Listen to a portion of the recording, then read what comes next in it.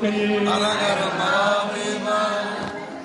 குருவர்கள் இணைக்கப்பட்டு இந்த கைவினை கலைஞர் சார்பாக மாதாந்திர தொடர்ந்து பிடிவு நடத்துவதற்கு அருள் பாலித்த குருவரும் தெய்வங்களுக்கும் மீண்டும் நன்றி கலந்த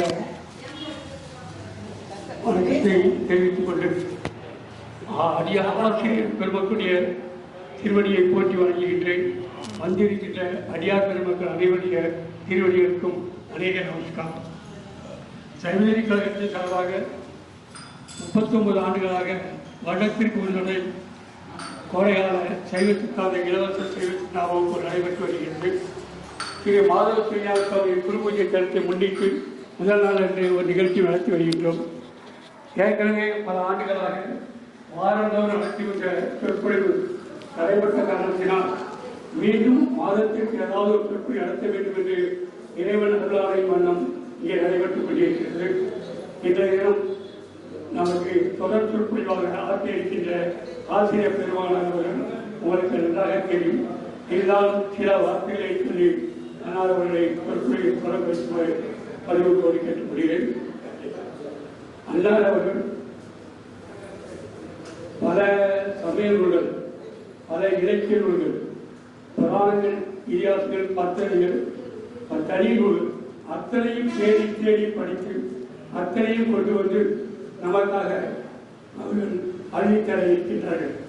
நம்மால் அத்தனை நூல்களை தேடி படித்து படிப்பதற்கு கால அவகாசம் போதாது. இருந்தாலும் நம்மால் படிக்க இயலாது. இருந்தால் அதனுடைய முன்பொருளையும் தெரிந்து கொள்ள முடியாது. ஆனால் அத்தனையும் தேடி பிடித்துக் கொண்டு நமக்கு தருகின்ற வள்ளல் பெருமானவர்கள் ஐயா அவர்கள் மாமனியத்திற்கு சொந்தக்காரன் சொன்னால் தமிழகத்தில் ஐயாவை தவிர வேறு யாரும் மாமனியத்தை அவர்கள் சிறப்பாக நடத்துவதற்கு இல்லை என்று சொல்லலாம். ஏனென்றால் மாமனியத்தில் வருகின்ற ஒவ்வொரு சொல்லுக்கும் என்ன பொருள் என்பதை அழகாக எடுத்து வைப்பார்கள். சிவஞான சுவாமிகள் ஒரு சொல் படுகிறார் என்று சொன்னால், மெய்யகத்தையும் ஒரு சொல் படுகிறார் என்று சொன்னால் அந்த சொல் பயனற்றவையாக இருக்காது, அது பயனுடையதாக இருக்கும். அந்த பயனுடைய சொற்களுடைய என்ன என்பதை அழகாக எடுத்து சொல்வார்கள். அதாவது மாபணியத்தை படித்துவதற்கு அது இனி ஆன்மாக்கள் இதுவரை ஆலயம் வரும் என வரும் அப்படின்னு வரும், இனின்னு வரும். அதுதான் என வரும். இனி என்ற சொல்லுக்கு என்ன பொருள் என்பதை ஐயா அவர்கள் தான் சொல்லுவார். என வரும் அப்படின்னா என்ன கருத்தாப்புல என்ன வரணும் அப்படிங்கிறது ஐயா அவர்கள் தான் சொல்லுவார். அத்தகைய நுண்மான உடன்படுத்த ஐயா அவர்கள் நமக்காக இந்த நேரத்தை ஒதுக்கி தந்திருக்கிறார்கள். அவருக்கு வாரந்தோறும் எப்பொழுதுமே சிந்தனை சிந்தனை தான். 7 நாள் 6 நாள் அவர்களுக்கு ஒரே தொடர் சொற்கள் தான். இன்று கொண்டாதான் அவர்களுக்கு விடுபடு இருந்தால் அதையும் நம்மோடு பகிர்ந்து கொள்வதற்கு அவர்கள் இசைத்துள்ளதற்கு வெவ்வேறு தலைமை சார்பாக நன்றியை பாராட்டி வருகிறேன். நன்றி.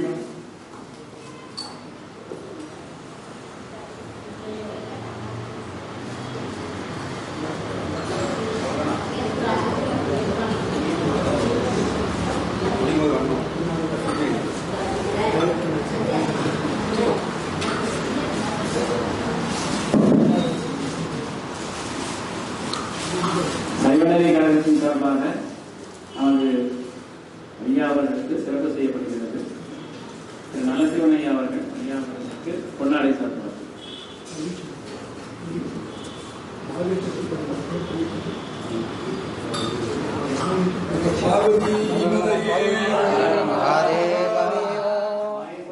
ஏற்பாடு செய்த திரு பன்னீர்செல்வம் அவர்களுக்கு பொன்னாடை மாணிக்கம் அவர்கள்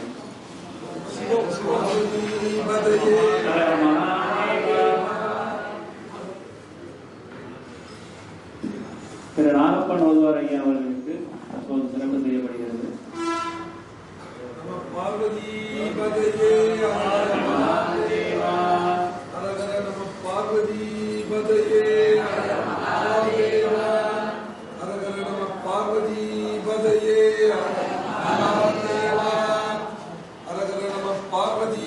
நம பார்வதி பதையே.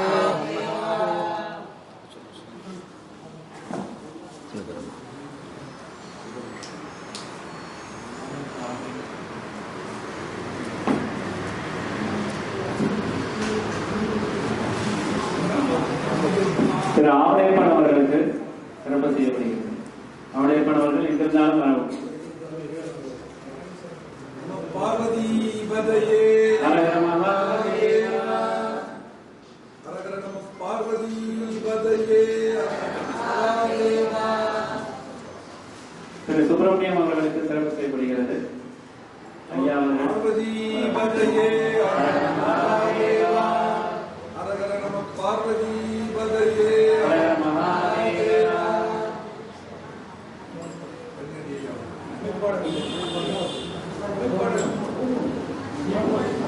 திருமுறை மைய அமைப்பாளர் திரு செவி திரு மலரேந்தி அவர்களுக்கு திரு மாணிக்கம் அவர்கள் பொன்னாடை போட்டி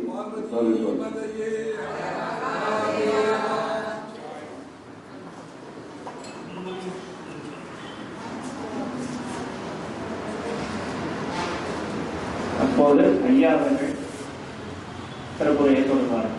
திருச்சிற்றம்பலம். திருச்சிற்றம்பலம்.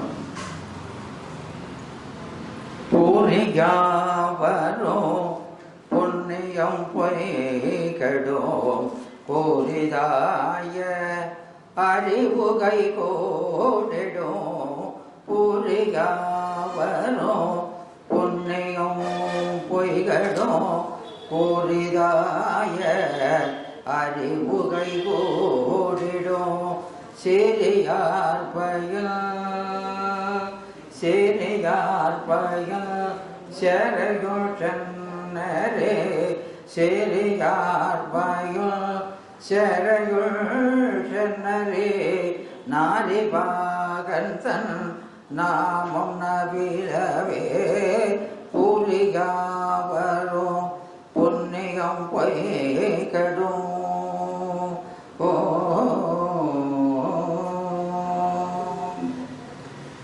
இன்பம் பெருக்கி இருள் அகற்றே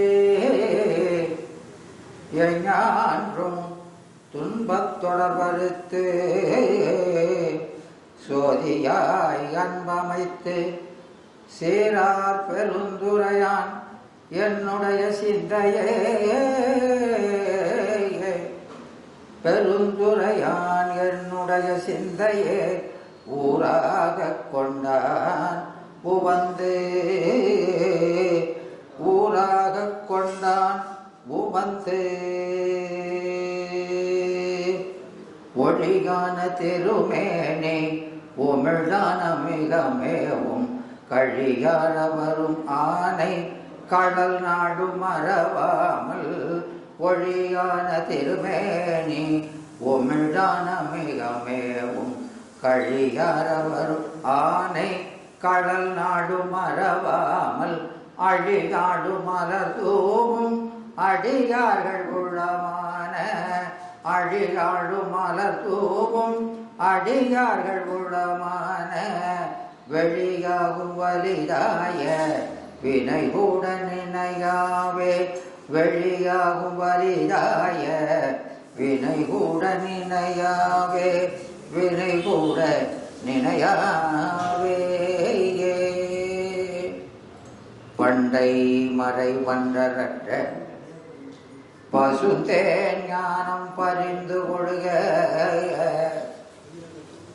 பசுந்தேன் ஞானம் பறிந்து கொள்க சிவகந்தம் பறந்து நார கண்ட இதழ கமல முகைகள் எல்லாம் கண்டிரப்ப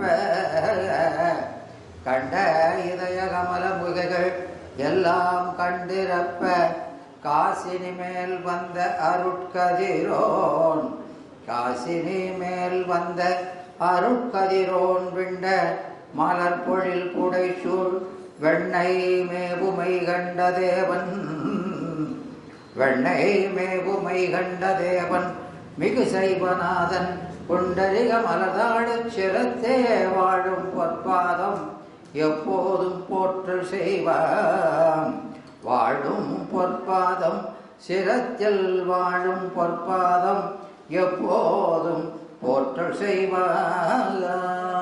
செய்வாம் திருவே என் செல்வச் சிறப்பே சிவானந்த தெள்ளமுத உருவே உருவமும் ஊருடன் பேரும் ஒன்றும் புணர அருவே தெளிந்த அறிவே மெய் அன்பர்க்கு அருளும் தெய்வத்தருவே தென்கோ முச்சி முச்சி பஞ்சாக்கர சத்குருவே தென்கோ முச்சி முச்சி பஞ்சாக்கர சத்குருவே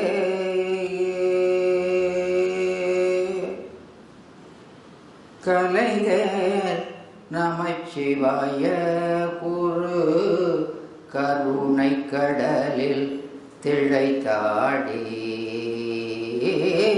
கலைஞர் நமச்சிவாய குரு கருணை கடலில் திளைத்தாடி கலகபாச தொடரறுத்து கலகபாச தொடரறுத்து காமத்தரியை அறவீழ்ச்சி கலகபாச தொடரறுத்து காமத்தரியை அறவீழ்ச்சி அலையும் சமயத்தருக்களை அலையும் சமயத்தருக்களுக்கு அடிவேரோடும் அகன்று எறிந்திட்டு அலையும் சமயத்தருக்களுக்கு அடிவேரோடும் அகன்று எறிந்திட்டு அருளின் படாத்தை முகமேற்கொண்டு அருளின் படாத்தை முகமேற்கொண்டு ஆதி வேதாகமங்கள் எனும் தொலையாமணிகள் இருமருங்கும் தொழிக்க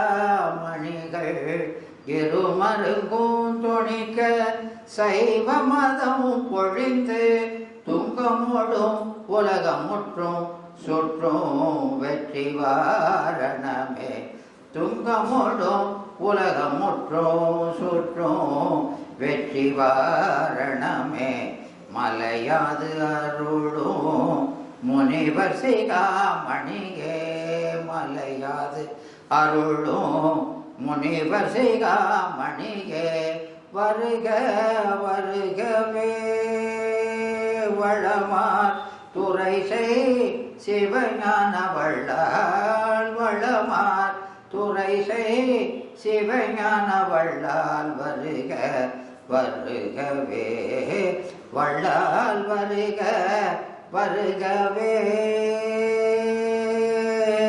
திருச்சிற்றம்பலம். அடியார் பெருமக்களே, இமைப்பொழுதும் என்னென்று நீங்காதான் தாழ்வடித்து என்னுடைய ஆசிரியர் ராமச்சந்திர பாண்டன் அவருடைய திருவடிகளையும் மாதவ சிவஞான யோகிகளுடைய மலரடியை மனத்திலே கொண்டு இங்கே வந்திருக்கின்ற சைவ தொண்டர்கள் அனைவருடைய திருவடிகளை வணங்கி போற்றி என்னுடைய சிந்தனையை தொடங்குகின்றேன். நம்முடைய அப்பர் சுவாமிகள் சொன்னதைப் போல நாம் இந்த வழிபாடுகளை செய்தால் நமக்கு புண்ணியம் பூரியா வரும். புண்ணியம் பூரியா வரும் அப்படின்னா பூரித்தல். பூரித்தல் என்பது நிறைதல், அது குறைவர நிரம்புதல், கழித்தல், பருகுதல், மிகுதல் என்ற பொருள்படும். பூரித்து நின்ற சிவனை புணரவே பாரித்ததாகும் கருத்து என்பது ஔவைக்குறள். எனவே அந்த ஔவையார் சொன்னதைப் போல பூரித்து நின்ற எங்கும் கலந்து உள்ளும் புறமும் நிறைந்திருக்கின்ற அந்த சிவபெருமானுடைய திருவடிகள் சிவன் எனவே புணரவே அந்த மங்கள பொருளை நாமும் புணர்ந்தால் பாரித்ததாகும் கருத்து என்பார். இந்த பாரித்ததாகும் என்பது நம்முடைய அறிவும் இந்த சிறிதொழிலும் சிற்றறிவும் சிறிதொழிலும் உடைய சிறுமை அறிவும் நம்முடைய அறிவும் அதுகூட பெருமை உடையதாகும். எனவே அதாங்க பாரித்ததாகும் பெருமை உடையதாகும் என்பார். எனவே இந்த சித்து அசித்து ஆகிய உலகனைத்தும் வியாபித்திருக்கின்ற அந்த சர்வ ஈஸ்வரனை அவனுடைய திருவடியை நாம் கலந்தால் நம்முடைய அறிவு சுத்தமுடையதாகும். எனவே பலகரிகள் பாரித்த பைம்பொன் முடியான் அடியினைக்கே பூரித்து என் நெஞ்சே புரி என்று பேயாழ்வார் சொல்கிறார். வைணவர் அவர் சொல்கிறார். எனவே பல கரணங்கள் புறப்பட இருக்கின்ற அழகிய பொன்முடைய உடையவனுமாகிய எம்பெருமானுடைய அந்த உபயபாதங்களை பரிபூரணமாக விருப்பம் கொண்டும் அந்த சீரியார்வையில் சேரையில் சென்னதின் ஆதிபாகன் அந்த பாகனுடைய பேராகிய மந்திரத்தை சொல்லி வழிபட அந்த சிவபுண்ணிய திரட்சி ஒன்றாம் அந்த சிவபுரிய திரட்சியாலே பாசப்பற்று நீக்கமும் அந்த பாச நீக்கத்தால் அறிவு விளக்கமும் உண்டாகும் என்கிறார். எனவே அந்த பேயாழ்வார் கூட பாரித்த பைம்பொன் முடியான் என்று சிவபெருமானை கூறுகிறார். அந்த செஞ்சடை மேலே ஒரு மதியம் வைத்திருக்கிறார் இல்லையா? அது அந்த போற்றி புகழோடியில் சொன்ன மாதிரி அழகார் திருநுதல் மேல் நீடுருவ வண்ணி நெடுங்கண்ணும் என்பார். அவருடைய திருச்சடையில் என்ன இருக்கு? பாதியாம் பச்சை இடமும் பவள திருச்சடை மேல் வச்ச நதி.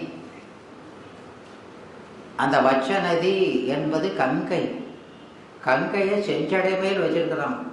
ஏன்னா அந்த கங்கை என்பது புனித நீர். அது நம்மை செஞ்சடை மேல் வச்சிருக்கிறதுனால அதை நம்மை செம்மைப்படுத்துவதற்காக அந்த கங்கையை வைத்திருக்கிறான் என்று அந்த செஞ்சடை மேல் வச்ச நதி என்பார். அதை இங்க இவர் இந்த ஆழ்வார் அதை சொல்கிறார். எனவே அந்த பொன்முடியான் அடியினைக்கு அந்த உபயபாதங்களை பூரித்து என் நெஞ்சே புரி என்று ஆழ்வார்கள் கூட போட்டுருந்தாங்க. அறிந்து போற்றினாலும் சரி, அறியாமல் போற்றினாலும் சரி, அது அவர்களுக்கு பயனை கொடுக்கும். எனவே இங்கே பூரிதாய அறிவு நமக்கு கைகூடும். அந்த நாரிபாகன் நாமத்தை சொன்னால் போதும். ஏன்னா நமக்கு அந்த சங்க இலக்கியங்களில் கலைத்தொகையில் சொல்லுவார், நின்னிற் சிறந்தன நின் சேவடி என்பார். அவனை காட்டிலும் சிறந்தது அவனுடைய திருவடி. நின் திருவடியில் சிறந்தன நின் நாமம் அப்படி சொல்றார். ஏன்னா உன்னுடைய திருவடியை காட்டிலும் ரொம்ப சிறந்தது உன்னுடைய திருநாமம். அது அந்த நாமத்தை சொன்னால் எவ்வளவோ பயன் விளைகிறது என்று சொல்கிறார். எனவே அந்த நாரிபாகந்தன் நாமம் நவென்றால் நமக்கு இது எல்லாம் கிடைக்குதுங்கிறார். சும்மா பேரை சொன்னால் போதும். எனவே நமக்கு அந்த 20 சொன்னது போல மெய்கண்டாய் வெண்ணநல்லூர் மெய்கண்டாய் என்று ஒரு கால் மேவுபடி வேறு என்மை கை கொண்டான் உள்ளத்துக்கு நிற்பான். அவனை மெய்கண்டவராக்கிடுவார். மெய்கண்டான அந்த பெருமானுடைய பேரை சொன்னால் அவனை போல மாற்றிடுறாரு. நாம் திருவருள் பள்ளி அதான படிக்கிறோம் இல்லையா? தன்னிலைமை மண்ணுகள் சாரத்தரும் சக்தி பிணமெல்லாம் எங்கள் பிரான் என்கிறார். அவனை போல நம்ம மாற்றிடுறாரு. எனவே அந்த நாரிபாகன் உடைய நாமத்தை நாம் சொன்னோம்னா கூறிதாய அறிவு, கூலிதாய் அறிவு என்பது அறிவு கூர்மையாக இருக்கணும். அது திருவள்ளுவர் சொல்வார். இந்த அறிவை பற்றி சொல்லும் பொழுது நுண்மான் நுலை புலன் எப்படி இருக்கணுங்கிறாரு. நுண்மான் நுலை புலன் எல்லால் வாழ்க்கை மண்பான் புனை தற்றுங்கிறார். இந்த குரல்லாம் தெரிஞ்சிருக்கும்ல அவங்களுக்கு தான். ஆமாம், சிரிக்கிறீங்க. குரல் வந்து நமக்கு சரி வரக்கூடியது. இதே அவரை நாயன்மார்னு போட்டுறதோம்னா அவருக்கு தூப தீபம் காட்டி பிரயோஜனம் இல்லை. அவர்களுடைய நூலை பயில்வது தான் நாம் அவருக்கு செய்கிற வழிபாடு இல்லையா? அப்போ நுண்மான் நுலை புலன், புலம் என்பது அறிவு. அது எப்படி இருக்கணும்? ஆமாம், நுண்மையாக இருக்கணும். நுண்மை எது? நுழைதல் எது? நுழை புலம்ங்கிறார். நுண்புலம், நுழை புலம், மான் புலம் என்று இதை மூணா பிரிக்கணுங்கிறார். நுண்மான் நுழை புலத்தை நுண்புலம், மான்புலம், நுழை புலம். அப்போ நுண்புலத்துக்கும் நுழை புலத்துக்கும் என்ன வித்தியாசம்? எல்லா கடையும் ஒன்று போல தான் இருக்குது. நுண்புலம் என்பது அங்கே நுண்மைங்கிறது ஒரு பொருளை இன்ச்சு பை இன்ச்சுன்னு சொல்கிறோமா இல்லையா, அப்படி ஆராய்வதுக்கு தான் நுண்புலம். ஒரு பொருளின் எல்லா பாகங்களையும் தனித்தனியாக ஆராய்வது அது நுண்புலம். நுழைபுலம் என்பது டெப்த். ஒவ்வொரு இடத்துலையும் மேற்போகாக பாராமல் பார்க்கணும். எனவே அந்த தொல்காப்பியத்தில் சொன்னது போல கொழில் சென்ற வழி துண்ணூசி சென்றார் போல இருப்பார். பாயிரத்துக்கு விளக்கம் சொல்லும் பொழுது பாயிரம் எதுக்கு வேணுங்கும் போது கொழில் சென்ற வழி துண்ணூசி சென்றார் போல. அப்படின்னா என்னது அது? அம்மா நீங்கள் தான் சொல்லணும். தமிழ் படித்தவங்க நீங்கள் ஒருத்தர் தான் இருக்கீங்க. நாங்கள் தமிழை பார்த்துருக்கோம், நீங்கள் படிச்சிருக்கீங்க. அப்போ கொழு என்பது ஊசியில முன்னால் இருக்கக்கூடிய கூர்மையான பாகம், அதான் கொழு. அது போச்சுன்னா அந்த ஆடையை நுழைத்து கொண்டு அது போச்சுன்னா பின்னால் இருக்கிற காது லேசாக வரும். விளங்குதா? எனவே அதுக்கப்புறம் அதை சேர்ந்திருக்க நூல் எல்லாம் வந்து தூசியோடு குகின்ற பட்டு ரெண்டு சேர்க்கிறோம். பட்டு நூலையும் துணியையும் பருத்தி நூலையும் சேர்க்கிறது போல கருத்துக்களை நம்ம அறிவில் இசைப்பது. அந்த காது, அந்த ஓட்டை, காதுனாலே என்னது? ஓட்டைன்னு அர்த்தம். காதுனாலே ஓட்டை. அது அப்பர் சாமி சொன்னது போல துளையிலா செவி தொண்டர்கள் என்பார். ஓட்டை காதில் ஓட்டை இருக்கா இல்லையாங்க சொன்னது ஒன்றும் போக மாட்டேங்க. காது இருக்கு, ஆனால் அதில் என்ன இல்லை? ஓட்டையை காணுங்க. எனவே அது அந்த காது அது அறிவு நுண்மையாக இருந்தால் கேட்டதெல்லாம் அறிவிலே பதியும் என்கிறார். அப்போ அது நுண்புலனாக இருக்கணும், நுழைபுலனாக இருக்கணும். சரிதான். மான்புலனாக இருக்கணும்.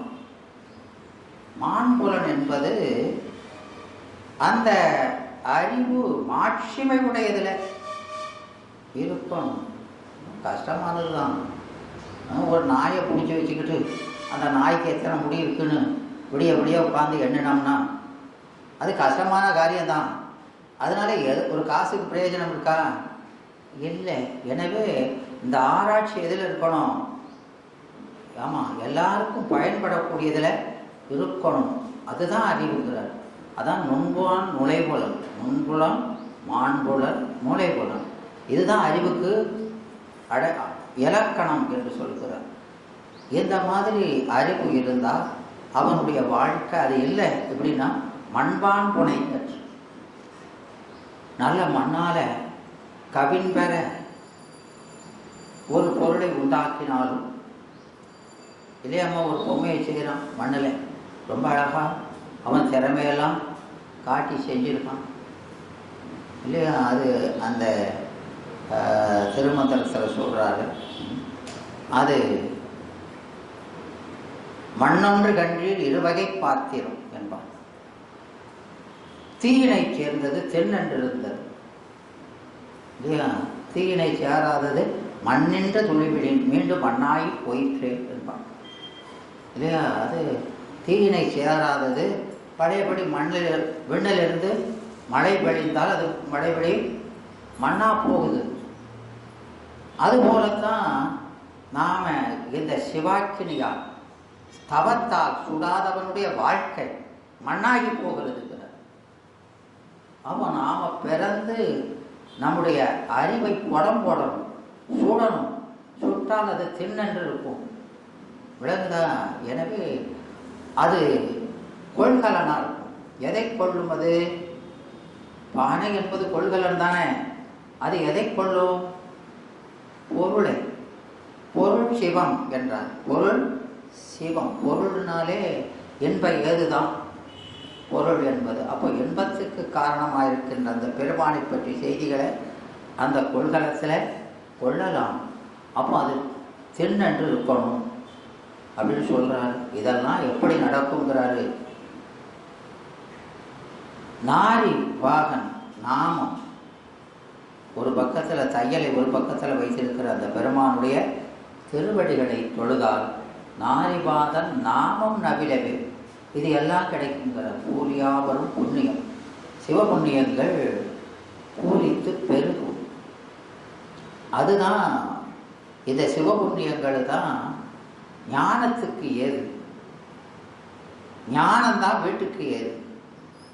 அப்போ ஞானத்தை எப்படி பெறுவது என்று சொன்னால் அதுக்கு என்ன செய்யணும்? சிவபுண்ணியங்களை செய்யணும். சிவபுண்ணியம்னா எது?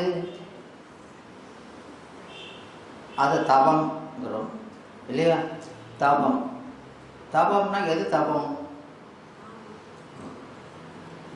சித்தியாரில் சொல்றார். தவம் அரணை நினைந்து செய்வது தவம். அரணை மறந்து செய்வது அவம். நினைந்து செய்தால் தவம், மறந்து செய்தால் அவம். எனவே அவனை மறந்த நாளெல்லாம் வாழாத நாள். பெருமானை மறந்தாலே ஆமா. ஏன்னா அவன் அந்த சித்தியார் 117 சொன்ன மாதிரி காண்பவன் சிவனே ஆனான் என்பான். அவன் நம்மையே பார்த்து கொண்டிருக்கிறான். இமைப்பொழுது கூட வேற நம்மையே பார்த்துட்டு இருக்கான். அப்படின்னா என்ன அர்த்தம்? என்ன அர்த்தம்? இப்போ ஒரு சின்ன குழந்தை இருக்குது, அவங்கள கையில் கூப்பிட்டு வந்திருக்காங்க. இங்கே வந்து நீங்கள் இதை கேட்டுக்கிட்டு இருந்தா கூட உங்கள் கவனம்லாம் எங்கே இருக்குது? அந்த குழந்தை மேலே அது எங்கேயும் பேரக்கூடாது, போட்டுக்கிட்டு பேரக்கூடாது அப்படின்னு நினைக்கிறீங்களா இல்லையா? நினைப்பீங்க. எனவே அந்த குழந்தை மேலே தான் பேச்சு கேட்கற மாதிரி இருந்தால் கூட கவனம் எங்கே இருக்குது? எதனால அந்த கவனம் அங்கே இருக்குது? அது மேலே இருக்கிற அது நலத்தின் மேலே இருக்கிற பற்று இல்லையா? அதுபோல சிவபெருமான் சர்வசதா காலமும் நம்மையே நோக்கி கொண்டிருக்கிறாராம். அவன் சர்வசதா காலமும் நம்மை நோக்கி கொண்டிருக்கிறார்னா நம்முடைய நலனை நோக்கி கொண்டிருக்கிறார். அவரை ஒரு காலம் நினைய மாட்டேயா?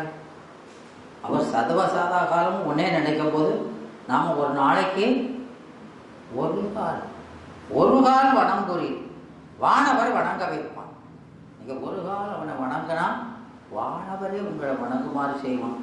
பாவி செய்ய மாட்டேங்கிற விளக்குதாம்மா. அப்போ நாம எவ்வளவு நன்றி கொன்றவராக இல்லையா? கல்போலும் நெஞ்சம் என்ன சொல்றாரு? கல்போலும் நெஞ்சம். அதனால நெஞ்ச கணக்கில் நெகிழ்ந்து உருகணும் இல்லையா? உருகணும். பெருமான நினைச்சா உருகணும். உருகாத நிலத்துல ஞானத்தை விதைக்க முடியாது. நையாத மனத்தினனை நைவிப்பான். இச்செறிவே ஐயா, நீ உலா போன்ற அன்று முதல் இன்று வரை கையார தொழுது அறிவு கண்ணாலைச் சொரிந்தாலும் செய்யாயோ அருள் கோடை திருநோக்கிய சுந்தரனே அப்படிங்கிறாரு. இந்த பழம் தினம் கோயிலுக்கு போகிறாயா, ஒரு நாள் விட மாட்டான். கோயிலுக்கு போகிறான், சாமியை பார்க்கணும், நைய மாட்டான். போகிறான் வாரான், போன மாதிரியே வாரான். அவர் பார்த்தாரு தவிர வாரம் ஒரு நாளும் உருகி கூப்பிட மாட்டான். சரி, இவனுக்கு நம்மையே பேர வேண்டிதான் என்று பெருமான் அவனை தேடி செல்கிறார். அவருடைய வீட்டை தேடி செல்கிறார். நம்ம வீடு சேரியில் இருக்குது, அந்த சேரிக்குள்ளேயும் போகிறார். எனவே ஏப்பா எவ்வளவு அவரை பிடிக்காதவனா கூட ஒருத்தர் வீடு தேடி வந்துட்டா எப்படி இருக்கும், அவரை வரவேற்போம். எனவே அப்படி வராது இல்லையா. மறக்குமாறு இல்லாத என்னை மையல் செய்துன்னு அவர் சொல்றார் இல்லையா. அவர் அவனை நினைச்சுக்கிட்டே இருக்கிறவனை மறக்க வைக்கிறார். நாம நினைக்கவே மாட்டோம், அப்ப நம்ம நினைக்க வைக்கிறார். என் ஆவியை வற்புறுத்தி, என் ஆவியை வற்புறுத்தி நினைக்க செய்கின்றார். அதனால வீடு அவனே தேடி வருகிறான். அப்படி வந்த உடனே ஐயா வாங்கன்னு சொல்ல மாட்டானா, உருக மாட்டானா, நைவிப்பான். நையாத மனத்தினனை நைவிப்பான். அந்த பான் என்பது வானிட்டு வினையற்றும். நைதல் பொருட்டு அவன் நம்ம தேடி வந்திருக்கான். இவமாவது கொஞ்சம் உருக மாட்டானா என்று இல்லையா.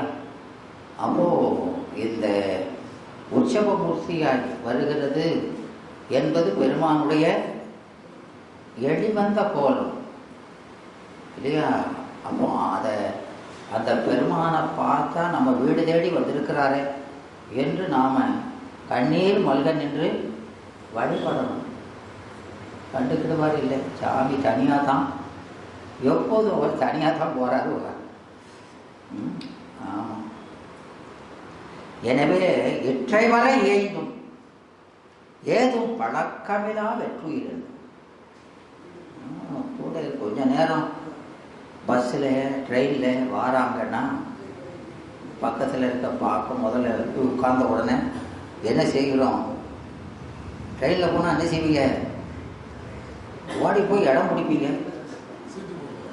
இல்லையா. இடம் பிடிச்சி என்ன செய்வீங்க, நீங்கள் கொண்டு வந்த சட்டி போட்டியெல்லாம் மற்றவங்க வைக்க இடத்துலலாம் வச்சு, ஆமாம் நிறைச்சிட வேண்டியது. அவனுக்கு வைக்க இடம் இருக்கக்கூடாது.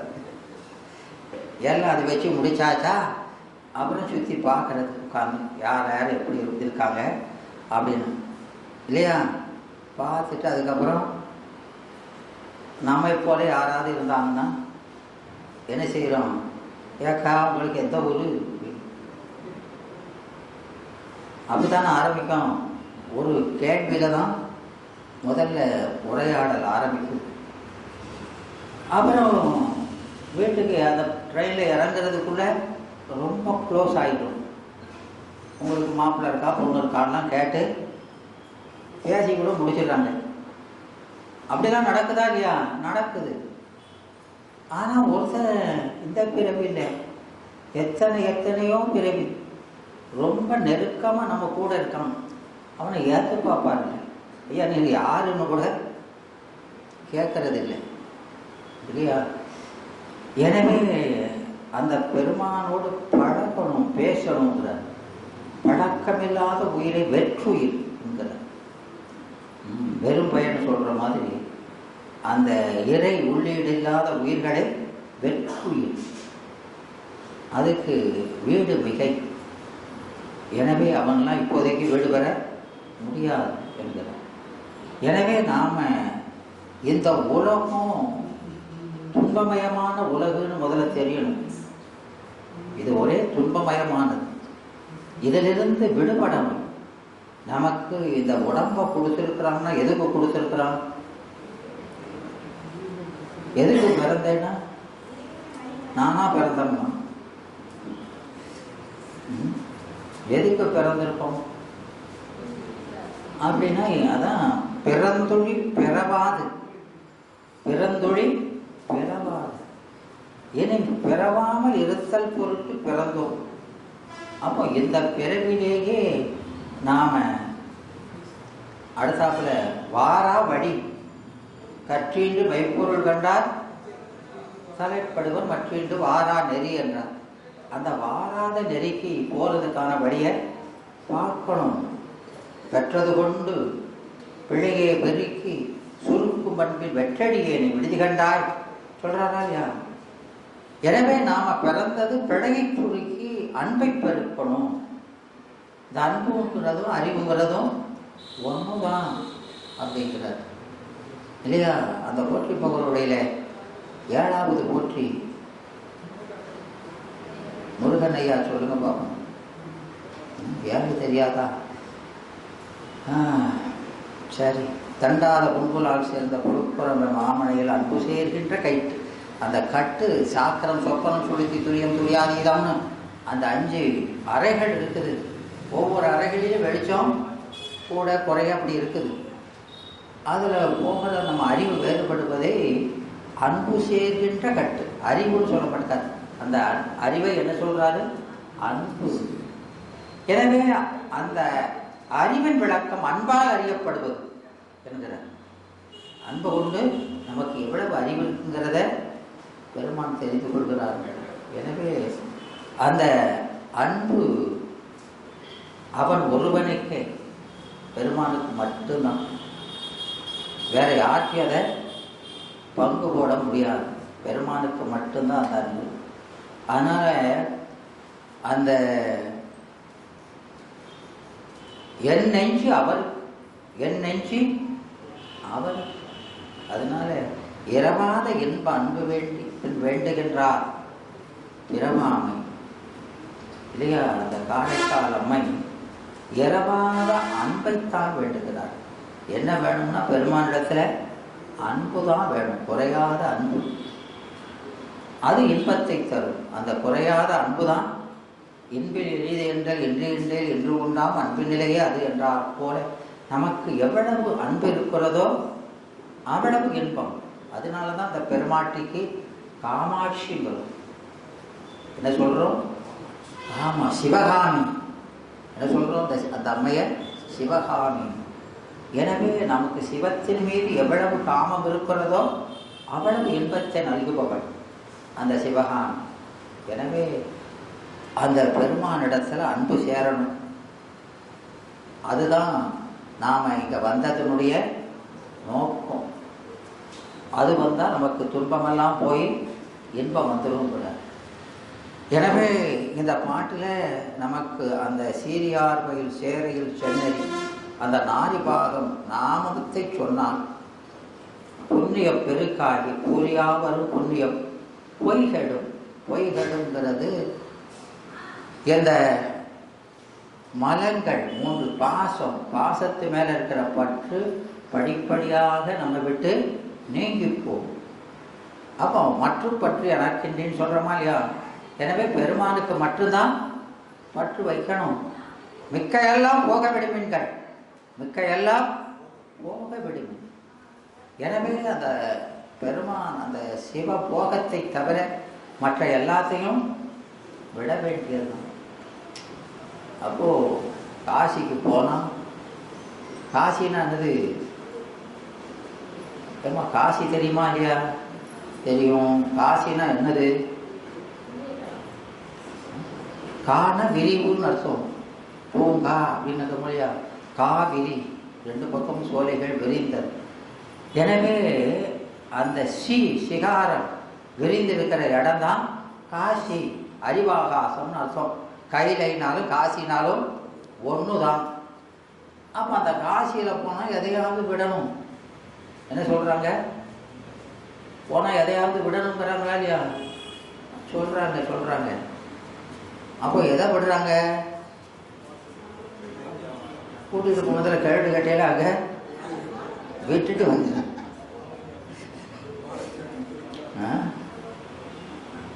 நமக்கு வேண்டாதத ஆமாம், அங்கே அங்கே விடணும். எது நமக்கு தலையான பற்று இருக்குதோ அதை விடணும், எல்லாத்தையும் விடணும். பெருமானை தவிர அந்த விஸ்வநாதன் இருக்கானே அவனை தவிர எல்லாத்தையும் விடணும் அப்படிங்கிறது தான். இல்லையாம்மா, நாம் யோசிக்க மண்டையை சொல்லி யோசிச்சு போனால் எதை விடுறது அப்படின்னா அதனால பாதிப்பு வராமல் எதை விட்டா நமக்கு நல்லதுன்னு யோசிச்சு ஒரு வாரமாக யோசிச்சு அதை விட்டு வந்துடுறாங்க. எல்லாமே விபரீதமாக தான் இருக்கு. எதை விடணும் எதை கொள்ளணும்னே தெரியலை. அது அந்த மணிவாசக பெருமான் சொன்னது போல, யானேதும் பிறப்பஞ்சே இறப்பதற்கு என்கடவே வானேயும் பெரில் வேண்டேன். எனவே இறந்தா எல்லாரும் ஸ்வீட்டு கொடுத்து கொண்டாடுறோம், செத்து போயிட்டா உட்காந்து அழுகும். அப்படித்தானே? ஆமாம். இறந்தா அதுக்கு என்ன வச்சு பேர் வச்சுருக்காங்க? துஷ்டி. துஷ்டின்னா சந்தோஷம்னு அர்த்தம். துஷ்டினானது ஏப்பா செயலிருந்து விடுதலை பெற்றா சந்தோஷப்படுவானா உட்காந்து அழுவானா? ஏமா என்ன செய்வான்? சந்தோஷம் தான் படுவாங்க. ரிலீஸ் ஆகிட்டா இல்லையா கொஞ்ச நேரம் ரிலாக்ஸ்டாக இருந்து வரலாம்னு சந்தோஷம்ல படணும். லீவ் விட்டா என்ன பண்ணுறீங்க? சின்ன பிள்ளைகள என்ன செய்யுது? சின்ன பிள்ளை விடுங்க, உங்களுக்கு லீவ் விட்டால் சந்தோஷம்தான் இல்லையா? அப்போ விடுதலைன்னா என்ன வரணும்? இன்பம் வரணும். சிறையில் தள்ளினா அதுக்கு ஸ்வீட்டு கொடுக்கும். பிறப்புங்கிறது சிறை தானே, அதுக்கு வந்தால் என்ன செய்கிறோம்? சந்தோஷப்பட்டு கொண்டாடுவோம். வந்துட்டான் ஜெயிலுக்கு வந்துட்டாங்க. எதுக்கு மகிழணும் எதுக்கு அடணும்னே தெரியலை. அதான் சொல்றாரு, யானையதும் பிறப்பஞ்சேன். பிறப்பதுக்கே நான் அஞ்சலையே, இறக்கிறதுக்கே அஞ்ச போறேன் அப்படிங்கிறார். விளங்குதாம்மா? அப்படி சொன்னா எங்க புரியுது? எனத்தையே சொல்றாரு. இங்க ஆரம்பிச்சா அங்க போய் தான் பழைக்கு. எங்க சிவபுராணத்தில் ஆரம்பிச்சா அந்த அச்சோபதியை போய் தான் பிரேக் போடுவாங்க. அது நான் ஸ்டாப்பா பாயிண்ட் டு பாயிண்ட் போகும். என்ன சொன்னாருன்னு ஆமாம், அதெல்லாம் அப்படியே முழுங்குறது. விளங்குதாம்மா? இது திருவாசகத்தை அவர் என்ன சொல்றாரு? தேனுங்கிறார். தேனை ஒரு பாட்டில் தேனை கடகடன்னு மூங்கிட்டாங்கன்னா தேன் என்ன செய்யணும்? சுவைக்கணும். அதுபோல ஒவ்வொரு சொல்லையும் அசை போட்டு சுவைக்க வேண்டியது. இப்படியா கடகடன்னு மூங்கிட்டு போகிறது? ஆமாம், மருந்த முழுங்கணும். உணவை ஆமாம், ஒரு கபட சோத்தை 28 தடவை சுவைக்கணும்னு சொல்கிற மாதிரி அரைக்கணுங்கிறான். அப்போ இது அதை விட உயிருக்கு உறுதி பயப்பது. அதை எவ்வளவு அசை போடணும்? எங்கே அசை போட? மாகேஸ்வர பூசையில் தான் வாயை திறப்பேன். அதுக்கு இடையில வாயை திறக்க மாட்டேன். எனவே இந்த நாம் எதுக்கு வந்திருக்கிறோம் அப்படின்னு தெரிஞ்சு அந்த வழிபாட்டை செய்யணும். பெருமானுடைய நாமத்தையாவது நாம் சதா சர்வகாலம் நாம் எந்த வேலையும் செஞ்சுக்கிட்டு இருக்கலாம். ஆனால் நம்முடைய உள்ளத்தில் எது வந்துட்டு இருக்கணும்? அவனுடைய நாமம் நவிட்டவே நமக்கு கூறியா வரும் புண்ணியம் பொய்களும் கூறிதாய அறிவு கைகூடும் இல்லையா? எனவே அறிவில்லாமல் ஆனந்தமில்லை, அறிவில்லாமல் ஆனந்தமில்லை. எனவே நாம் அந்த வீடு பேரை பெறலாம் என்று சொல்கிறார். இப்போ இந்த மணிவாசகனுடைய அந்த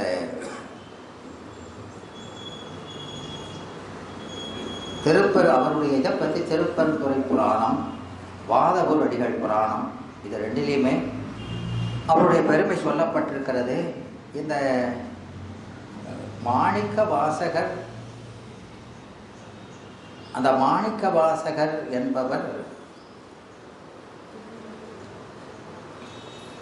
அவர் சிவகணங்கள்ல இருந்தவர். சிவகணங்கள் அவர் யாரு? சிவகண தலைவர். சிவகண தலைவராய். சிவகணங்கள்லாம் எங்க இருப்பாங்க? சிவகணங்கள்லாம் எங்க இருப்பாங்க? கைலாயம். சிவகணங்கள்லாம் எங்க இருப்பாங்கன்னா சுத்த தத்துவத்தில். அது சுத்த வித்தைன்னு சொல்றோமோ இல்லையா? சுத்த வித்தை தான் கணங்கள், மந்திரேஸ்வரர் கணங்கள்லாம் இருக்கக்கூடிய இடம் இல்லையா? அப்போ அவங்கெல்லாம் விஞ்ஞான கல வர்க்கம். அவங்கெல்லாம் யாரு? விஞ்ஞான கல வர்க்கத்தை சேர்ந்தவர்கள். அப்போ அவர் இங்க வந்திருக்கிறாரு அப்படின்னா அது என்னது?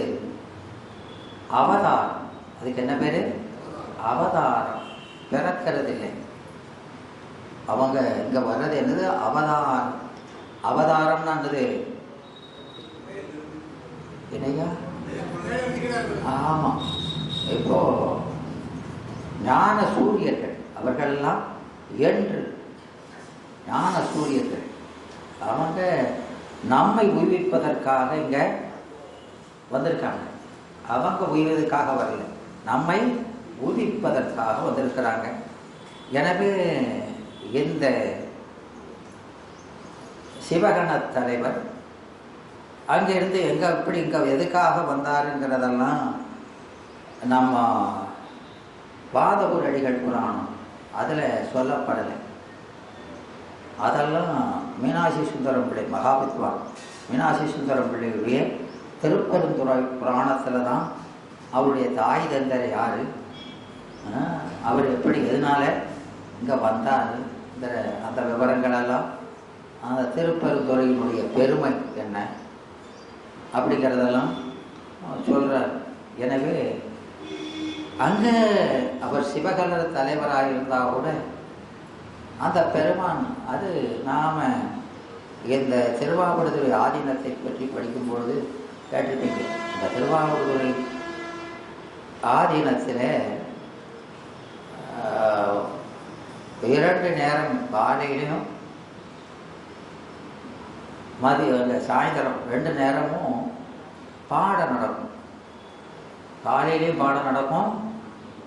ஆமாம், அது மகாவித்வான் அவர் இருக்கும்போது அப்படித்தான். அந்த காலையிலே அவர் பாடம் நடத்துவார். காலையில் தம்பரான் சாமிகளுக்கு, மாலையில் சன்னிதானம், மற்ற கட்டளை தம்பரான் முக்கியஸ்தர்களெல்லாம் அவங்களுக்கு தனியாக 2 நிலையாக பொது சிறப்பு.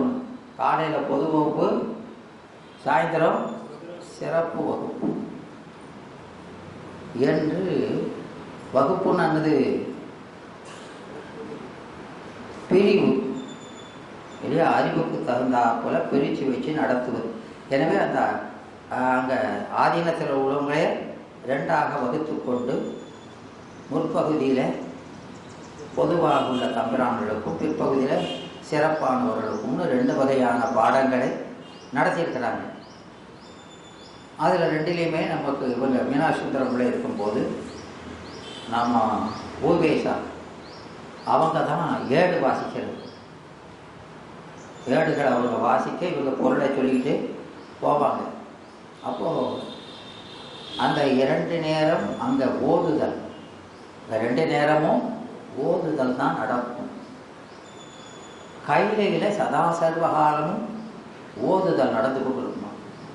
அப்போ இந்த மடம் என்பது மடமை அறுப்பது மடம், மடமை அறுப்பது மடம். அதனால அதுக்கு ஞான கேந்திரம், அதுக்கு என்ன பேர்? ஞான கேந்திரம்.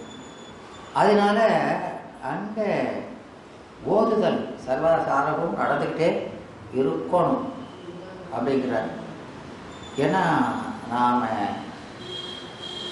யோகத்தில் இருக்கிறத விட பாடம் கேட்பது மிக சிறந்தது என்பதை பண்டார சாஸ்திரத்தில் சொல்றார். அந்த அம்பரமான தேசிகற்ற போய் ஒரு தம்பரான் சாமி கேட்கிறார், சாமி நான்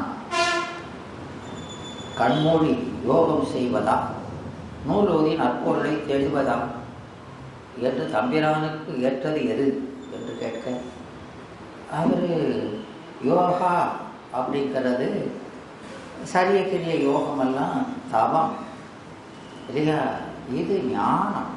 எது ஞான நூல் தானே ஓதல், ஓதுவித்தல், நட்பொருளை கேட்பித்தல், இதெல்லாம் ஞானம். அப்போ எது சிறந்தது? உன்னுடைய ஆயுள் குறையா இருக்குன்னா எது நிறைய பலனை கொடுக்குமோ அதைத்தானே செய்யணும். ஆயுள் ரொம்ப இருந்தால் எல்லாம் செய்யலாம். ஆயுள் குறைய இருக்கும்போது என்ன செய்யணும்? குறைந்த காலத்தில் நிறைந்த பலனை எது தருமோ அதை செய்யணும் என்று சொல்கிறார். எனவே அந்த நூலோதுதல் என்பது நம்ம அறிவுபுறம் அதில் ஒன்றி இருக்கா இல்லையா? இப்போ மற்ற உடம்பினால நாம் அங்கே ஒரு பணி செஞ்சுட்டு இருக்கோம் அப்படின்னா சிந்தை வேற பக்கம் போயிடும். எனவே அந்த உடலால் பெருமானுக்கு தொண்டு செய்வதை விட அறிவினால் செய்வது நமக்கு நிறைந்த பலனை கொடுக்குங்கிறார். அதுதான் எம்பெருமானுக்கு ஏற்றது என்று சொல்கிறார். எனவே அந்த கையிலையில் அது எப்போதும் நடக்கும். அப்போ நாம திருக்கோயிலுக்கு போகிறப்போ போகும்ல, அங்கே போகிறப்போ அங்கே 2 பேர் நிற்காம வாசல்ல, துவார பாலகன் அவன் பாலகரா பரிபாலகன். அவங்க யாரு? பரிபாலகன். துவாரம்னா என்ன? வாட்டன்றது. துவாரம்னா என்ன? வாசல். எனவே அந்த வாசல்ல 2 பேர் நிற்கிறான். அதில் ஒருத்தன் என்ன சொல்றான் அப்படிங்கிறான், விஸ்வரமுத்திரன். ஏன்னா இந்த உள்ள இருக்கிறாரு, அவர் யாரு? சும்மா போய் பார்க்க வர கை காலை வீசிக்கிட்டு அவர் யாரு அப்படின்னா, அங்கே எண்ணிசை வீணேறி ஆளினர் ஒருபால், இருக்கொடு தோத்திரம் இயம்பினர் ஒருபால், அப்படி பெரிய பெரியவங்கெல்லாம் வந்து காத்து கிடக்காங்க. லயனெல்லாம் அவருடைய தரிசனத்துக்காக காத்து கிடக்கான். நீ லேசா அப்படி போற, அவன் அந்த துவாரபாலனுக்கு கீழே பார்த்தீங்கன்னா அவன் காலுக்கு கீழே ஒரு பாம்பு கிடக்கு. அந்த பாம்பு ஒரு யானை முழுகும். அப்போ அது எவ்வளோ பெரிய பாம்பு இல்லையா? அவ்வளோ பெரிய பாம்பு, அதுவே இவன் காலுக்குள்ள ரொம்ப சிறுசாக கிடக்கு. அப்போ இவன் எவ்வளோ பெருசு இருப்பான் இல்லையா? ஆமாம், அவ்வளோ பெரிய ஆளை வெளியே நிற்கான். நீ சும்மா தூண்டுகளை போல இருக்க, நீ உள்ள போற அப்படின்னு சொல்றாரு. அதான் கோபுரம். கோபுரம்னா என்னது? அந்த பெருமானுடைய விஸ்வரூபம், பெருமானுடைய விஸ்வரூபம். அதனால விஸ்வம்னா உலகு. அவன் அண்டமயமா நிற்கிறத காமிக்கிறது. அப்போ அந்த அண்டமயமான அந்த தூள லிங்கத்தை பார்த்து நாம் வழிபடும் பொழுது அவனுடைய பெருமையும் நம்முடைய சிறுமையையும் உணரணும். அவன் எவ்வளவு பெருசு இருக்கான், நாம எவ்வளவு. யாவருக்கும் மேலாம் அளவிலா சீருடையான், யாவருக்கும் கேளான் நாயேன் என்று முதல்ல அந்த அடிமை உணர்வு உள்ள போகும்போது இருக்கணும்.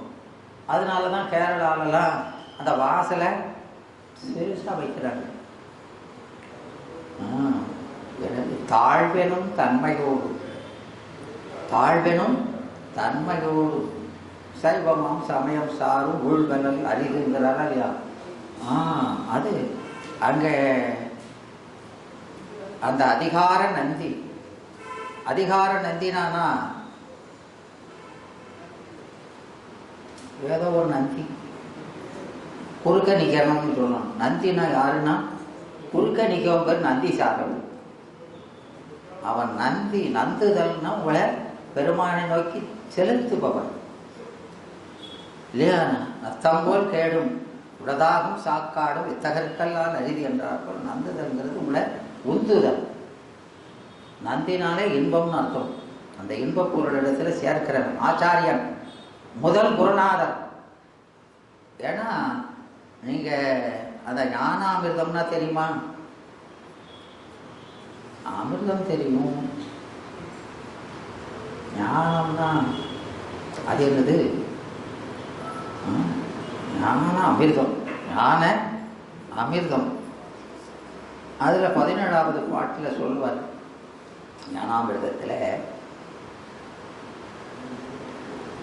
அதுல நமக்கு அந்த ஆசாரியன் இருக்கிறாரே, இந்த ஆசாரியனை பத்தி இதுல 17ல் ஆணவத்தை பத்தி சொல்றாரு.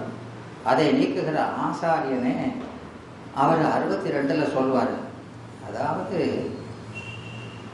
தூங்குகின்ற மாணவனை கோல் கொண்டு எழுப்புதல், எழுப்பும் ஆசானை போல என்பார். அப்போ அந்த காலத்திலேயே பாடம் நடத்தினா என்ன செஞ்சிருக்காங்க? தூக்கம்தான். அப்போ அவனை தட்டி எழுப்புறது. அப்போ அந்த பிரம்பு சூரிகைன்னு சொல்றோமா இல்லையா, கையில பொற்பிரம்புன்னு சொல்றோமா இல்லையா, பொன் என்பது ஞானம். ஞானம் என்ற பிரம்பால் நம்ம அஞ்ஞான இதிலிருந்து எழுப்புபவர் தான் அதிகார நந்தி, முதல் குருநாதர். அதனால அந்த கோல அந்த கோலால தட்டி அவனை எழுப்புறார் என்று அதில் சொல்றார். அதே பாட்டு நமக்கு திருமந்திரத்தில் சொல்றாரு. அது ஆகமங்களையும் அந்த இது அதற்கு அதை உமாபதி சிவம் சதரத்ன சங்கரகம்னு ஒரு நூல் பார்த்துருக்கீங்களா?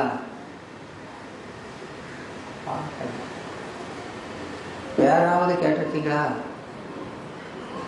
அதையும் கேட்கறேன். ரொம்ப நல்லதுதான். அதில் அந்த சுலோகத்தெல்லாம் நம்ம நல்லாற்றூர் சிவப்பிரகாசர் சுவாமிகள் அதை வெண்பாவா, அந்த சுலோகத்தெல்லாம் வெண்பாவா மொழிபெயர்த்திருக்கிறார். அதுக்கு சதமணி மாலை என்று பெயர். அதில் அதை நமக்கு அதில் விளங்காமல் இருக்கிறத தமிழில் மட்டும் அருமையாக அதுலேயும் இந்த சுலோகம் இருக்குது. எனவே ஆசாரியர் அந்த மாணவனை கோல் கொண்டு எடுப்புதல். அப்போ ஆசாரியருக்கு கையில் கோல் என்பது அவருக்குள்ள இலக்கணம். அப்போ மாணவன் தவறு செஞ்சானா திருத்தணும், அந்த செங்கோல் போல. அதனால தொல்காப்பியம் அதை பூந்தலை செங்கோல் என்று சொல்கிறது. ஆசிரியரின் கையில் இருக்கிற பரம்பை பூந்தலை செங்கோல். மாணவனுடைய அறிவை மலர்த்தக்கூடிய அரசனுடைய செங்கோல் போன்றது ஆசிரியனுடைய பிரம்பு என்று சொல்கிறார். எனவே அங்க சிவகண தலைவராக இருக்கிறவர் அவருடைய பெருமானுடைய உபதேசத்தை கேட்கறதுல கவனக்குறைவினாலே இவரை இங்க பிறக்க செய்கிறார் என்று அங்க சொல்றார். யார? மணிவாசகர். விளங்குதாமா? அது மறக்க மாறில்லாத என்னை மையல் செய்துன்னு சொன்ன மாதிரி எல்லா மூர்த்தியும் அப்படிதான். சுந்தரமூர்த்தி சுவாமியும் எல்லாருமே இங்க பிறக்கும் போது என்ன செய்யறாங்க? அவனை மறக்க செய்து பிறக்க செய்கிறாங்க. எனவே அவனை மறந்தால் பிறப்பு என்பது நிச்சயம். அது தெரியும். பெருமானை மறந்தால் பிறப்பு என்பது நிச்சயம். அதனால இந்த பெருமான் இங்க திரு அவதாரம் செய்தார். அந்த மணிவாசகர் அவர் எதுக்காக பிறந்தாருங்கிறத நமக்கு திருவிளையாடல் புராணம் 3 காரணங்கள் சொல்கிறது. அவர் அவதாரம் செய்த நோக்கமாக 3 காரணங்கள் சொல்கிறது. என்ன காரணம் அப்படின்னா, முதல்ல இந்த திருவாசகத்தை தருதல் பொருட்டு, அப்புறம் புத்தரை வாதை வெல்லுதல் பொருட்டு, அந்த அரிமர்த்தன பாண்டியனுக்கு முக்தி கொடுத்தல் பொருட்டும் அவர் இங்க அவதாரம் செய்தார். அதனால இவரை அங்கே இருத்தி சென்றார். மற்ற கணங்களோடு போகும்போது இவரை இங்கேயே விட்டு சென்றார் என்று அங்கே சொல்லுது. எனவே எந்த இவருடைய இந்த சரிதத்தை நாம படிக்கிறோம்னா அற்புதம் இருந்து அருள் அந்த பெருந்துறை அடைந்தே சிற்பரம் உணர்ந்து திருவாசகம் உரைப்பார். முற்பகல் அருந்தவம் முயன்று பெறும் அன்பால் உற்பமம் ஒழிந்தமை ஒழிந்து இடர் ஒழிப்பாம் என்று சொல்லுவார். எனவே அந்த அற்புதம் இருந்து அருள் செய்கின்ற பெருந்துறை, அந்த பெருந்துறை என்பது அற்புதம் காண்க அநேகன் காண்க. படிச்சிருமா இல்லையா? படிச்சாச்சு படிச்சாச்சா இல்லையா? அதெல்லாம் அற்புதம். அற்புதம் என்ன?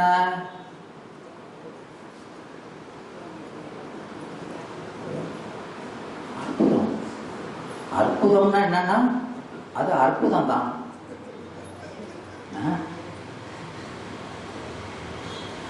அற்புத 10, அதிசய 10, 10 எத்தனை 10 எத்தனை 10 சொன்னாலும் பத்த மாட்டேங்குது.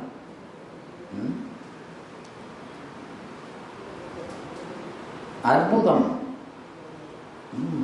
அங்கே அற்புதம் போல ஆனா அறிவாய் அளவிறந்து தோன்றானோ வானை முதல் கலையின் வந்து மெய்கண்டார் சொல்கிறார்.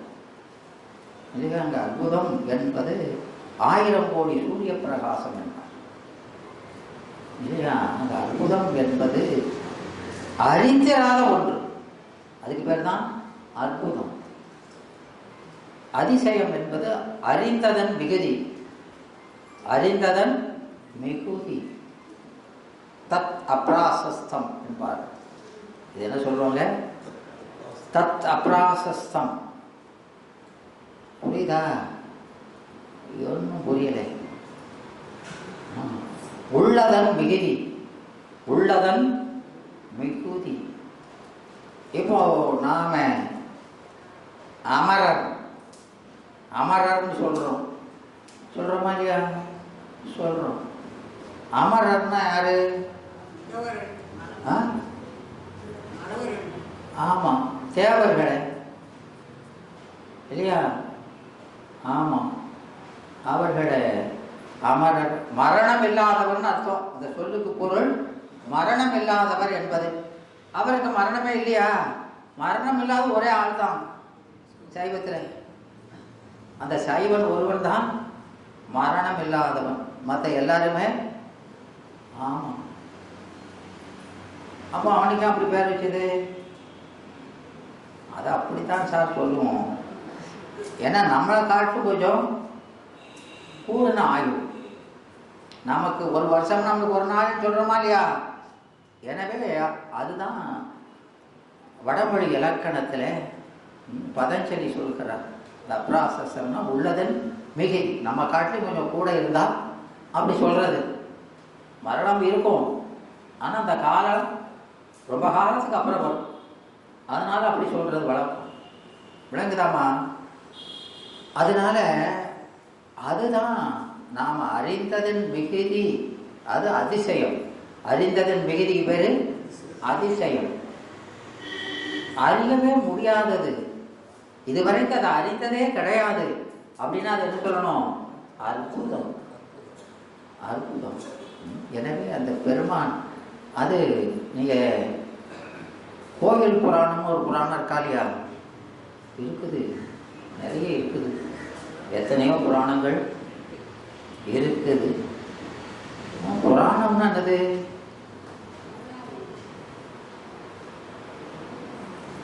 சொல்லுங்கம்மா, புராணம்னா என்னது?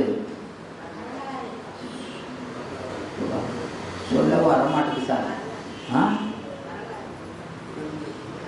புராணம் அப்படின்னா புராணவம் அப்படின்னு அர்த்தம்.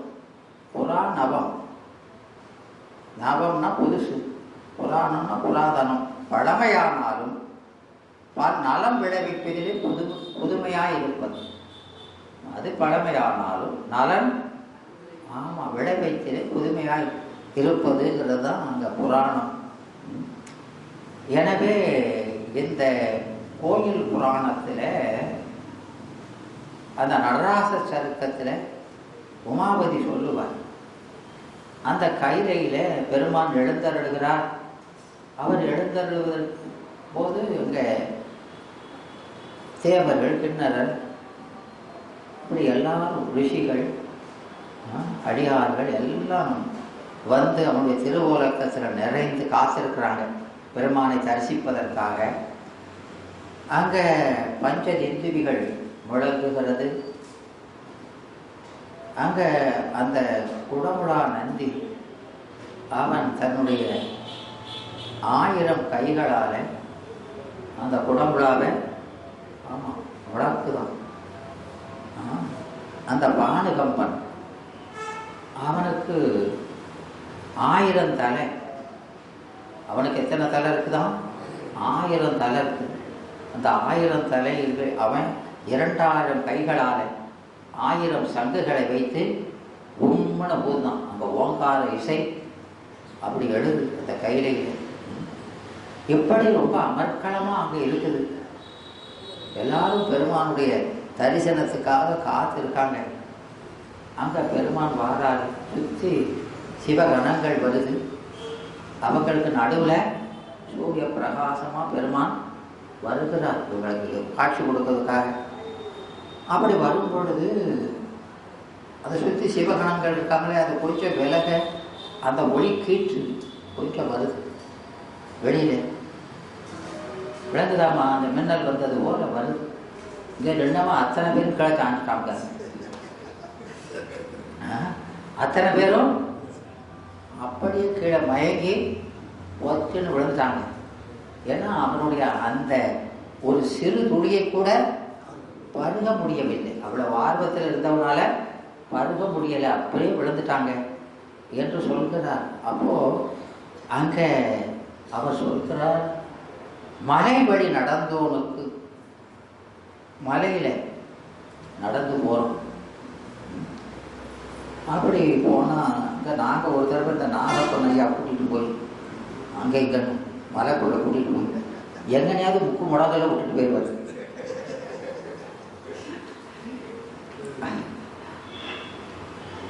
அங்க தாகம், மேடு பள்ளமா இருக்கா இல்லையா, தாகம் வந்துடும்.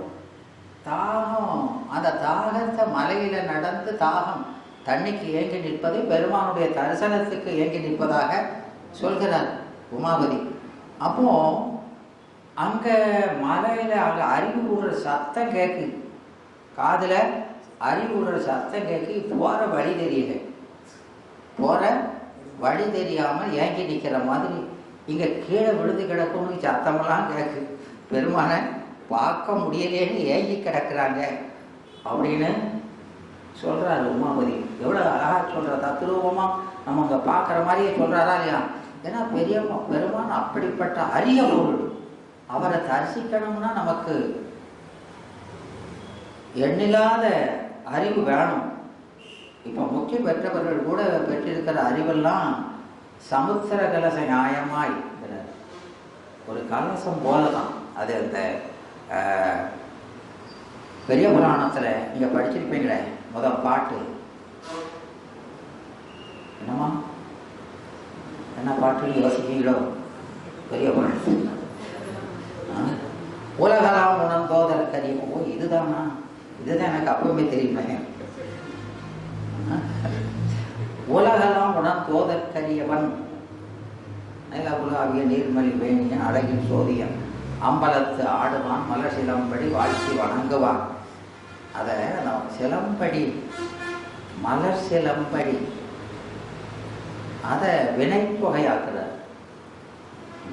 எனவே அந்த வினைத்தொகையாக்கி அதை சிறப்ப ரொம்ப வசதிகள்.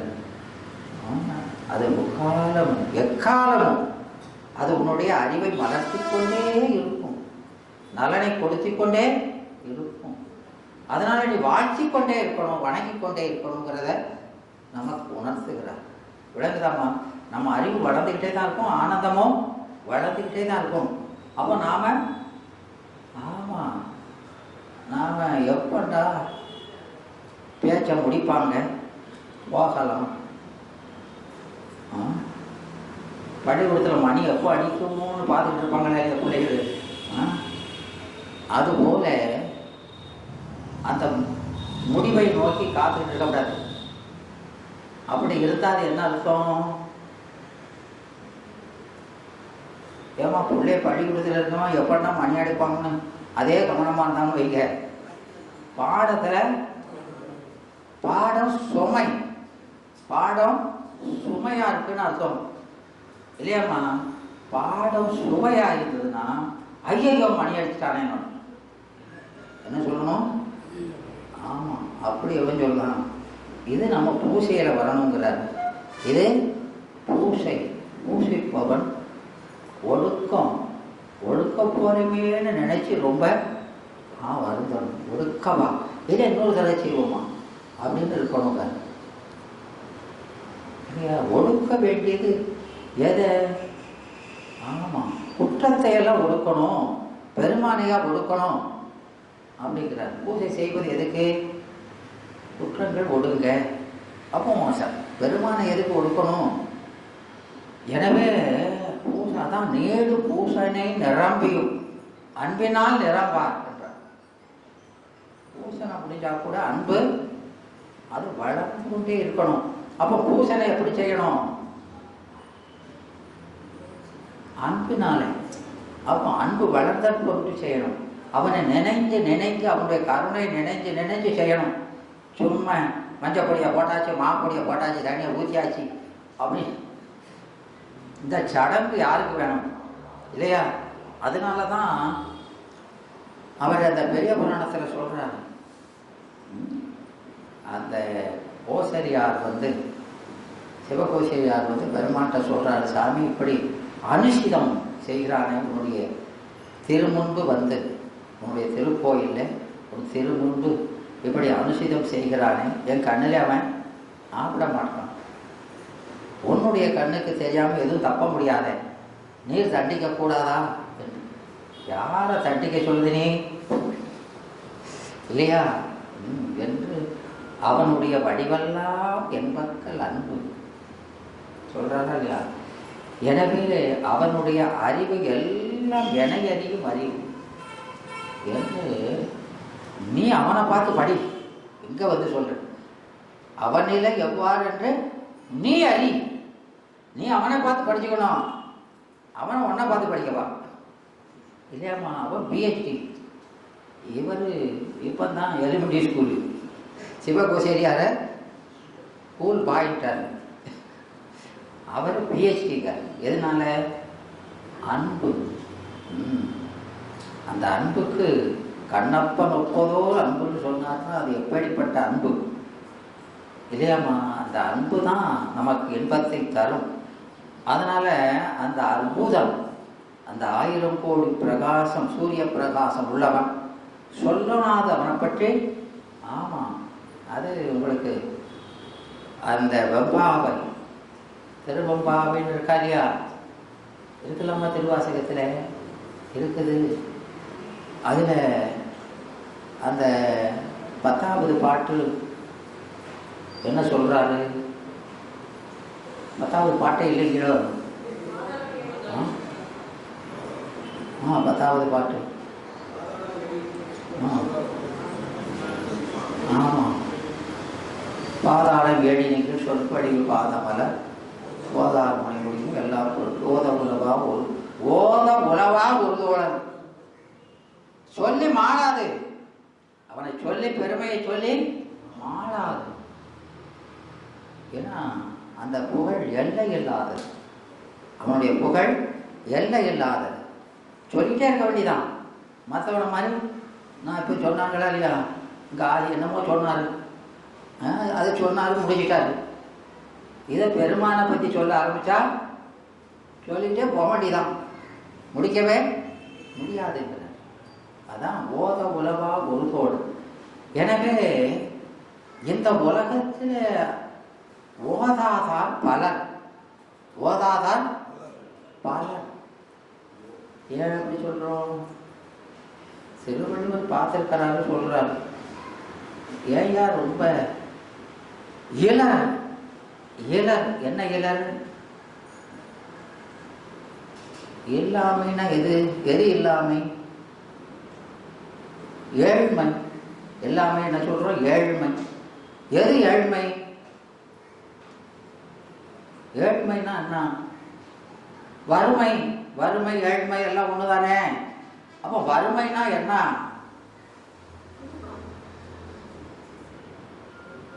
இப்படி உட்கார்ந்து இருக்கிறது தான் வறுமையா?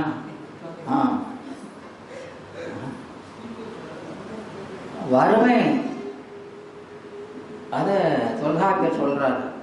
ஈண்டு வறுமையாவது அனுபவிக்கப்படாத பற்றுள்ளமே. என்ன சொல்றாரு? அனுபவிக்கப்படாத பற்றுள்ளமே வறுமையா. அப்ப வறுமைங்கிறது என்ன அப்படின்னா பொருள் இல்லாம இல்லை. அப்போ பொருள் இல்லை, ஆனா ஆசை ரொம்ப இருக்கு, அதான் வறுமை. விளங்குதாமா? அவன் பெரிய கோடீஸ்வரனா இருந்தாலும் அவன் இன்னும் வேணும்னு நினைச்சுக்கிட்டே இருந்தான்னா அது பிச்சைக்காரன். அவங்களாம் பிச்சைக்காரன் தானே. விளங்குதா? எனவே இங்க வறுமைன்னா அந்த அனுபவிக்கப்படாத பற்று உடைய உள்ளம், அதுதான் வறுமை. அப்போ பொருள் இல்லை, ஆசையும் இல்லைன்னா அது நிறைவு. அது என்ன சொல்றாரு? நிறைவு. செல்வம் என்பது சிந்தையின் நிறைவு என்கிறார் இல்லையா? எனவே அதுதான் நம்ம பெருமானே ஏறி நிறைந்தனைய செல்வன். என்ன சொல்றாரு? ஏறி நிறைந்தனைய செல்வன் என்கிறார். எனவே அவன் எல்லா பொருளையும் பற்றி நிற்கிறான். அவனால பற்றப்படாத பொருளே கிடையாது. எல்லா பொருளுக்கும் உள்ளும் புறமும் அவன் பற்றி நிற்கிறான். அப்படி பற்றி நின்றாலும் ஒரு பொருளிலும் பற்று இல்லாமல் இருக்கிறான் இல்லையா? எனவே அவரை சுந்தரமூர்த்தி சுவாமிகள் ஒட்டீர் என்பான். ஒட்டி நின்றாலும் ஒட்டாது புணர்ந்தும் புணர்கிலா புணர்க்க யானை. திருவாசகத்தில் சொல்றாரா இல்லையா? புணர்ந்தும் புணர்கிலா புணர்க்க. அப்படி ஒரு புணர்ச்சி. கலந்தாலும் கலந்தும் கலவாத கற்பகன். கலந்தும் கலவாத அப்படின்னா என்ன? கேட்டும் கேளாம, பார்த்தும் பாராம, இதெல்லாம் நமக்கே தெரியுமா சார்? அதை சொல்லலை. அதெல்லாம் மயக்கம். அதெல்லாம் என்ன? அதுக்கெல்லாம் பேர் என்ன பேரு? மயக்கம். அந்த 35 கருவி வேலை செய்கிறது தான் அந்த நிலை. அதை சொல்லலை இவர். புணர்ந்தும் புணராமை என்பது கலந்தாலும் கண்டாமினேட் ஆகாமல் இருக்கிறது. விளங்குதா? எனவே அந்த சேர்ந்தறியா கையான் என்பான். என்ன சொல்வாரு? ஆமா, அவன் எந்த பொருளோடு சேர்ந்தாலும் இவன் கொடுப்பான் என்று அதிலிருந்து ஒன்னையும் கொள்ள மாட்டான். எங்கும் தங்கும் எவையும் தங்கும், எரியோர் நீர் போல் தங்கும், அவன் தானே தனி சொன்னாரா இல்லையா? எனவே அந்த நீரில் நாம அந்த நீர் வச்சு கழுவுறோம். கழுவுறோமா இல்லையா? பாத்திரங்களெல்லாம் தண்ணியை வச்சு கழுவுறோம். அந்த கழுவுனா அந்த தண்ணி என்ன ஆயிடுது? அழுக்காயிருது இல்லையா? எங்கும் அதுபோல அந்த நீரில் எல்லாம் கலந்தாலும் அந்த நீரை பற்றி இருக்கிற வெப்பத்தை கலப்பதில்லை. நீரை கலக்கிற அழுக்கு அதில் இருக்கிற வெப்பத்தில் கலக்குதில்லை. அதுபோல நம்மை பற்றிற அழுக்கு அதில் வெப்பமாக ஆற்றலாக இருக்கக்கூடிய பெருமானை பற்றாது அப்படின்னு சொல்றார். அதனால அவன் தானே தனி. அவன் தனித்த முதலாக கலவாது அங்கே நிற்பான். அதனால அற்புதம் இருந்து அருள்கின்ற அந்த பெருந்துறை. பெருந்துறைங்கிறது முச்சித்துறை. வெம்பிறவி வேலைதனில் வீழ்பவர்கள் எல்லாம் நம்புசிவ நாமம் எனும் நற்பிணை பிடித்திட்டார். எம்பிரான் அருள்குறையில் ஏறுதுறை ஆமால் அம்புழி மொழிந்துரை அதன் பிறை பெருந்துறை அதன் பேர் என்பான். எனவே இந்த பிறவி என்பதை வெம்பிறவி, இந்த பிறவி எப்படி சொல்றாரு? வெம்பிறவி. பிறவி வெப்பம். வெப்பம்னா துன்பம். வெப்பம்னா என்னது? துன்பம். இந்த பிறவி துன்பமா இன்பமா? துன்பமாமா? வாய் தான் சொல்லுது. ஆமா, வாரைங்களான்னா மாட்ட முடியும். எனவே வெம்பிறவி வேலை. வேலைன்னா என்ன? கடல். கடல்னா என்னது? கரை தெரியாதது. கடல்னா என்னது? கரை தெரியாதது. எனவே நம்ம பிறவி எப்போ முடியும்னு யாருக்கு தெரியும் இல்லையா? அதனால அந்த பிறவி என்ன சொன்னாரு? கடல் வெறுமன பெருங்கடல், சமுத்திரம். கடல் வேற, சமுத்திரம் வேற. சமுத்திரம்ங்கிறார் இல்லையா? அதை வெம்பிறவி, அது துன்பமயமானது இல்லையா? அப்ப சாமி சொல்றாரா இல்லையா? சொல்லலாம் துயர்வை சுட்டிடும் போது அடித்தொன்ற துண்ணும் நிழலாவன நீங்கா பிறவி நிலைகெடுத்து களரா வினைகள் கலற்றுப கால வனம் கடந்த அழறால் ஒளியென காண்க அது ஐயாரன் அடித்தலமே அப்படின்னு சொல்றாரு. சொல்லலாம் துயர்வை சுட்டிடும் போது வெயில் சுட்டா அப்படிங்கிற. ஆமா, வெயில் சுடவும் செய்யாதோ? ஆமா, லேசில சுடுறது இல்லை இல்லையாம்மா? வெயில்ல போய் நிக்கிறோம். ஒருத்தனுக்கு போன உடனே திருப்பி ஓடியாந்துருக்கான். ஒருத்தன் வர்றதுக்கு ரொம்ப நேரம் ஆகுதா இல்லையா? சூடு சொரணம் இல்லாதவன் கூட சொல்றோமா இல்லையா? ஆமா, இந்த பிறவி துன்பம்னே உணராதவன், இந்த பிறவி துன்பமென்றே உணராதவனை தான் சொல்றாரு. ஒருத்தனுக்கு சீக்கிரம் துன்பம்னு உணர்ந்துடுறான், ஒருத்தனுக்கு ரொம்ப காலம் ஆகுது இல்லையாம்மா? இப்போ வெயிலில் சுகமாக நடந்து போகிறத பார்த்துருக்கீங்களா? பார்த்துருக்கீங்களாம்மா? ஏம்மா, வெயில் நல்ல சுண்டுன்னு வெயில் அடித்தாலும் சுகமாக நடந்து போகும் பையன் அண்ணன் நட போட்டு. பார்த்துருக்கீங்களா இல்லையா? பார்த்துருக்கீங்க. எரும மாடு இல்லையா? அது என்ன செய்யும்? அது ரொம்ப சாதாரணமாக பையன் சவகாசமாக, அதுக்கு என்ன சூடு தெரியலை. அதை தான் நம்மளை சொல்கிறாரு. அப்படி சொல்கிறது தான் நேரடியாக சொல்லாமல் சொல்கிறாரு அப்போ சாமி. அது எப்போ சுடும்போது சுட்டிடும் போது அப்படிங்கிற அப்போ அதுக்கு காலம் ரொம்ப காலம் ஆகுது. அப்போ தான் சுட்டாதானே எங்கே போகுதுன்னு வழியை பார்ப்பான். சுடவே இல்லைன்னா எங்கே போவான்? அதிலே தான் போவான். எனவே அடித்தொண்டர் துண்ணும் நிழல், அது பெருமானுடைய திருவடி தான் நமக்கு இந்த பிறவி வெப்பம் அப்படின்னா அதிலிருந்து நீங்கி குளிர்ச்சி தவிர்த்து தன்னிடலாம் பதின்னு சொல்றாரா இல்லையா? அந்த அதுதான் நமக்குரிய இடம். இது இல்லை அடி, அது நாம் இருக்கும் தலம். அவனுடைய திருவடி தான் நமக்கு இருக்கக்கூடிய இடம். அதை தான் வீடு என்கிறோம் இல்லையா? அது புக்கில் என்று திருவள்ளுவ நாயனார் சொல்வார். என்னது புக்கில்? புக்கில்னா புக்கில் எள்ளு இருக்கிற இடம் எள்ளு இல்லையா? அது புக்கில்னா புகுந்த வீடு. இப்ப நாம இருக்கிற இடம் துச்சில். துச்சில் துச்சமான எள்ளு ஒண்டி குடித்தோம். இது யாருக்கு உள்ள வீடு? நாம் இருக்கிற உடம்பு.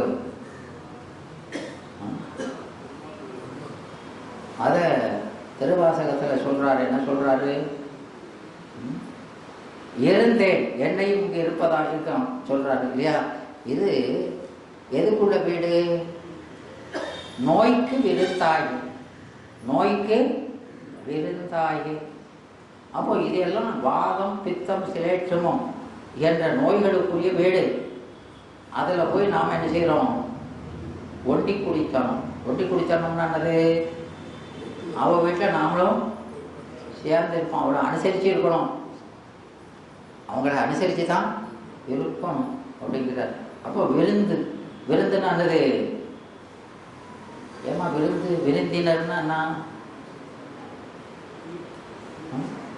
என்னம்மா விருந்துனா? விருந்துனா புதிதுன்னு அர்த்தம். விருந்துனா புதிது. புதுசா தெரியாதவன் வந்தா அவனுக்கு உபசரிப்பது தான் விருந்து. தெரிஞ்ச ஆள்களை தான் விருந்துன்னு சொல்லிட்டு எல்லாம் மாற்றி மாற்றான்னு சொல்றது இல்லையா? எனவே அவர் இந்த நெறிக்கு புதியவராக தம்மை சொல்லிக் கொள்கிறார். விளங்குதாமா? எனவே இந்த அற்புதம் இருந்த அந்த பெருந்துரை, அது வெம்பிறவி வேலையில் விழுந்தவர்களெல்லாம் அந்த நம்பு சிவ நாமம், அதுதான் அந்த பிறவியிலிருந்து கடப்பிக்கின்ற தெப்பம், அதுதான் தெப்பம். அந்த நாமத்தை கடைப்பிடித்தால், நம்பு சிவ நாமம் எனும் நற்புணை பிடித்திட்டால், அதை பிடிச்சிட்டு கரையில் ஏறுவோமா இல்லையா? எம்பிரான் அருட்கரை வேறு துறை, அருள் என்ற கரையில ஏறுது. அந்த துறை வேறு, பெருந்துறை. விளங்குதா? அதான் வீடு இருக்கிற பெருந்துறை, அதன் பேர் என்பான். எனவே அந்த பெருந்துறை அடைந்தே சிற்பரம் உணர்ந்து, சிற்பரம்ங்கிறது சிவஞானம். அந்த இந்த கருவிகளெல்லாம் உடம்பு இதோடு கூடி இருக்கிறதான பிறவி, இந்த உடம்பு கருவிகளில் இருந்தால் நீங்கினா அதான் இறப்பு முச்சின்னு சொல்கிறோம். அது சிற்பரம். இதை விட்டால் விளங்குவது சிவஞானம். கருவி பாச ஞானத்தை விட்டால் விளங்குறது சிவஞானம். அது சிற்பரம் உணர்ந்து திருவாசகம் உரைப்பார். இப்போ திருவாசகத்தை எப்படி உரைக்கணுங்கிறாரு? சிவஞானத்தை வச்சுக்கிட்டு சொல்லணுங்கிறார். போடிதான் விளங்குதாமா? அப்படி உரைப்பார். முற்பகல் அருந்தவம் முயன்று, முற்பகல் அப்படின்னா காலையில் வரைக்கும், இது நண்பகல், பிறகு பிற்பகல். அது இல்லை இந்த முற்பகல் பிற்பகல்ங்கிறது. முற்பகல் என்பது முன்னைய பிறவிகள், முன்னைய பிறவிகளில் அருந்தவம் முயன்று. அருந்தவங்கிறது சிவபுண்ணியம், முயல்தல்னா அது சாதனை. இந்த முயற்சி தான் சாதனை. சாதனை செய்தால் இந்த சிவபுண்ணியங்களை நிறைய, ஆமாம், சிவபுண்ணிய ஈட்டம். என்ன சொல்லுவாரு? ஈட்டம். ஈட்டம்னா என்ன?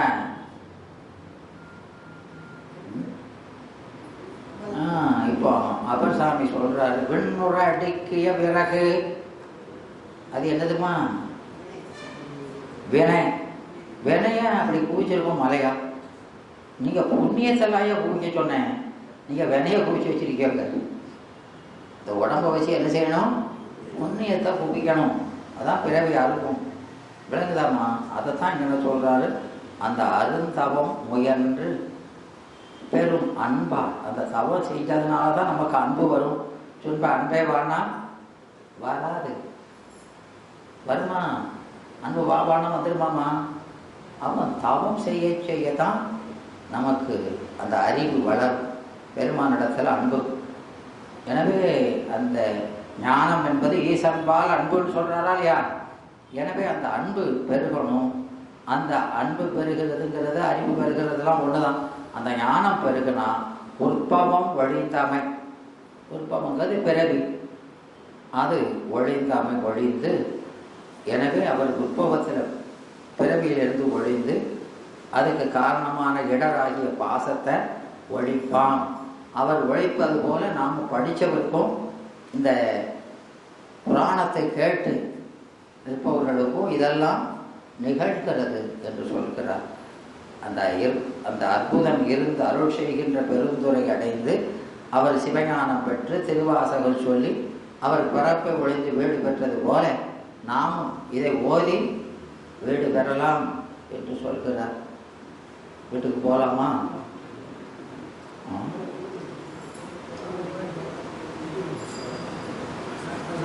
எனவே இதோடு நம்ம சிந்தனை நிறைவு செய்து வாழ்த்தும் குருமரம் வாழ்த்தும் செய்து இந்த சிந்தனை நிறைவு செய்கின்ற நன்றி விளக்கம்.